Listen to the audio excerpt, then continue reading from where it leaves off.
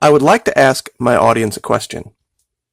Can anyone remember a time when Washington, D.C., and the leaders of our military felt it was necessary to bribe foreign militaries to not fight back, to offer monetary reward in exchange for desertion?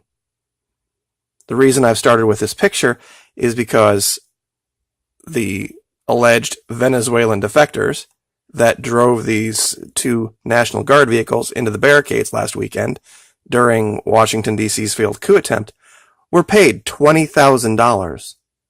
Now, many people go, oh my gosh, what horrible people, $20,000. Well, equivalent purchasing power in bolivars would be like something near $2 million here.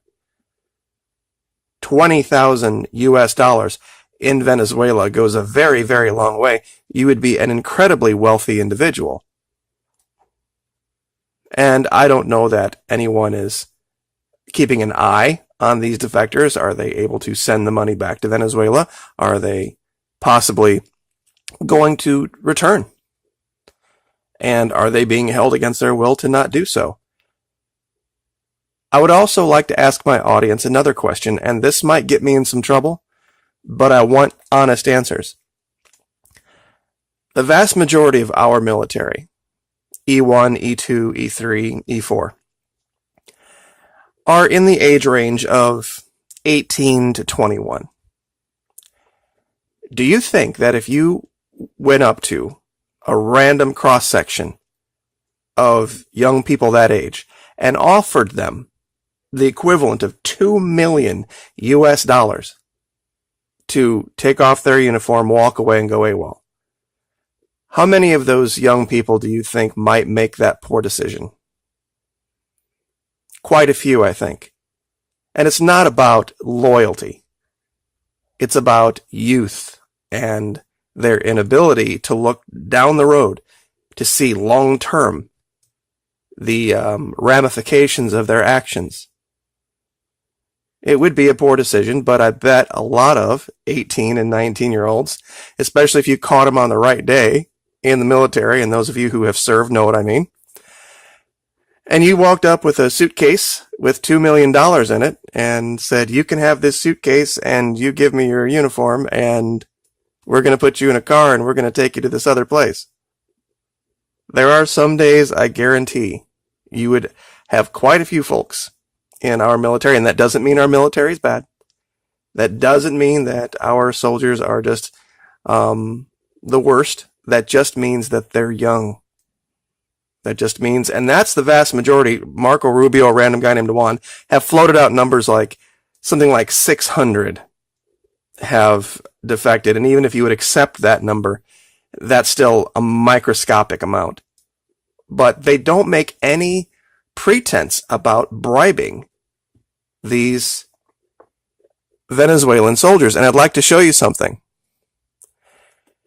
Now, this is a story out of Venezuela, but it makes perfect sense when you read it. Mike Pence recriminates a random guy named Juan for his failure in Venezuela. The Vice President of the United States, Mike Pence, reproached the self-proclaimed interim president of Venezuela for the failure that has represented the insertion of this supposed humanitarian aid. And for those of you who think that it was humanitarian aid, you're out of your mind. They searched the vehicle. It was full of nails and rocks and barbed wire and things that the opposition could use against the current government. It wasn't food. It wasn't solely food. Let me put it that way. The situation was created within the framework of the regional summit held in Bogota, where they all met. Now listen to this.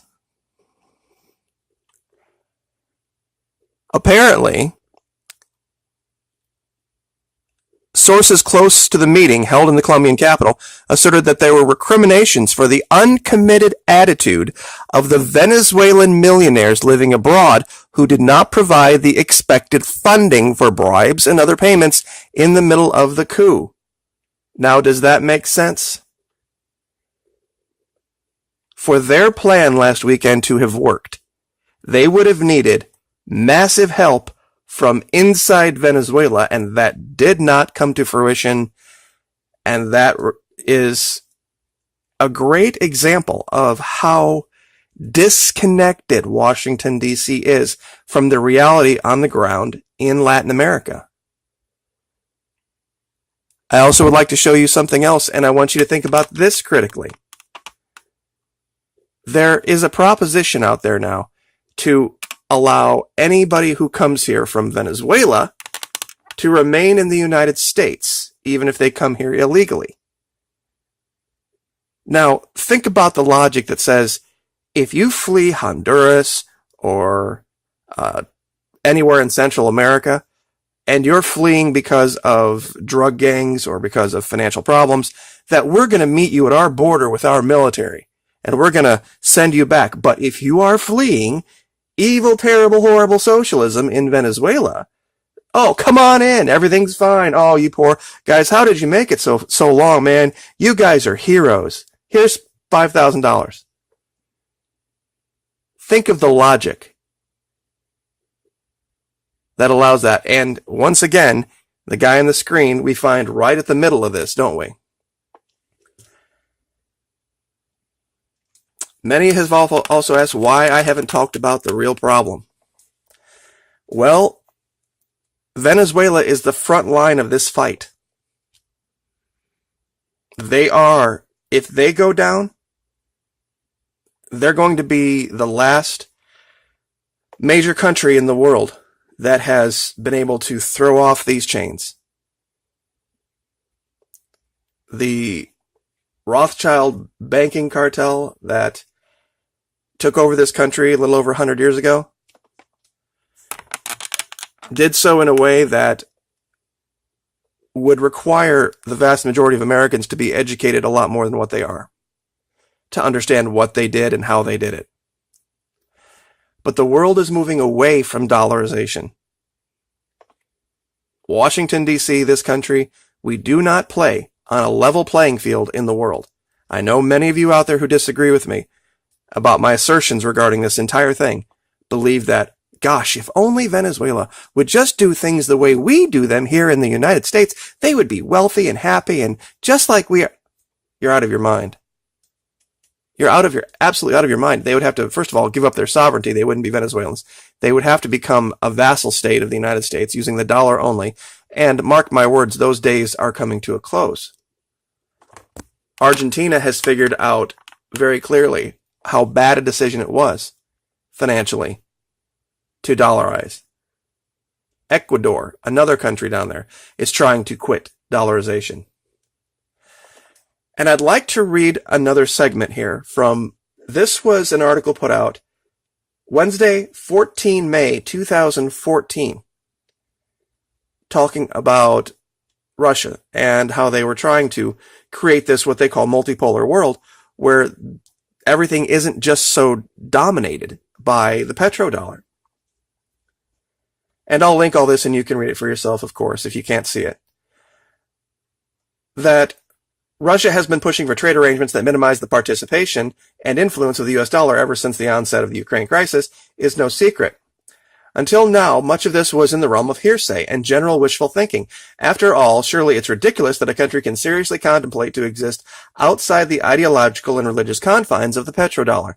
Because if one can do it, all can do it.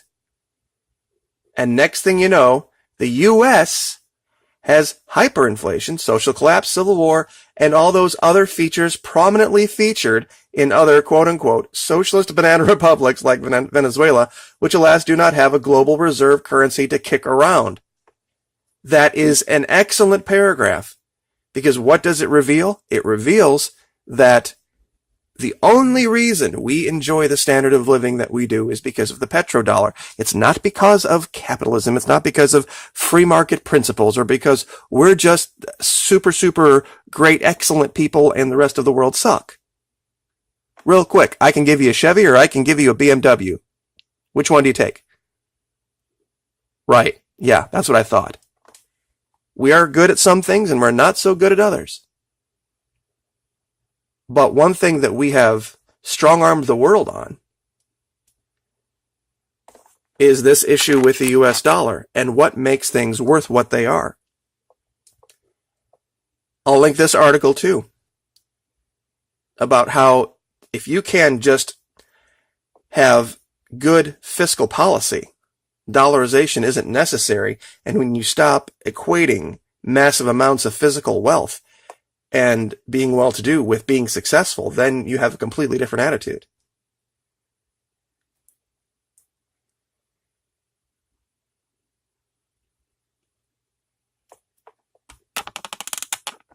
This is real. It was in the realm of conspiracy theory for a long time. I will link an article that will explain this so that people can understand what's happened in this country for the last 100 years and why we have this disparity. Why the issues in Venezuela are so important. Because what is happening down there is not some teaching moment about socialism versus capitalism. It's not. The collapse down there was engineered by the United States, created by the United States, for the specific purpose of overthrowing a government that did not subscribe to Washington, D.C.'s theory of how the world should be. We can't do it with China because they're too powerful and they would create as much pain in our hemisphere as we could create in theirs. This was on our leader's to-do list very high when he first took office in 2016, and there are articles out there talking about this all the way back as early as March of 2017, where he was asking, why can't we invade Venezuela?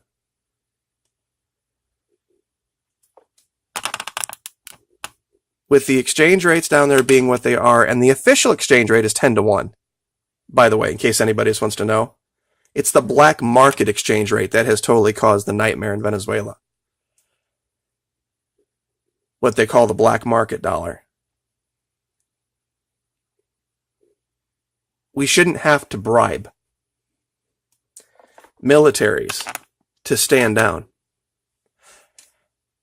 And for those of you who think it would just be this easy cakewalk where we could just bomb the daylights out of it and launch missiles and all this kind of stuff, why isn't Washington, D.C. just doing that?